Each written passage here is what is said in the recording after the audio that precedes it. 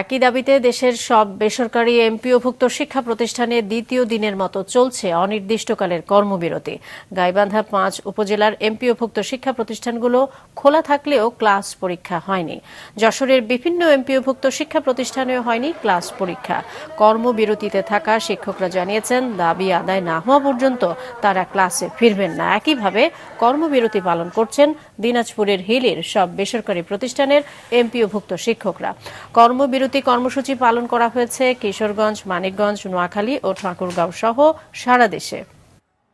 আমার শিক্ষক ভাইরা যতক্ষণ মুক্ত না হচ্ছে এবং দাবি পূরণ না হচ্ছে ততক্ষণ আমরা আমাদের এই যে কর্মবিরতি চালিয়ে যাব। এটা যতদিন পর্যন্ত আমাদের দাবি মেনে নিবে না ততদিন আমরা এটা করতেই থাকবো। স্কুলের আমাদের যে সমস্ত ক্লাস পরীক্ষাগুলো ছিল সে পরীক্ষাগুলো আপাতত স্থগিত রয়েছে। আমরা পরবর্তীতে আমাদের সিদ্ধান্তের পর আমরা এই পরীক্ষাগুলো নিব।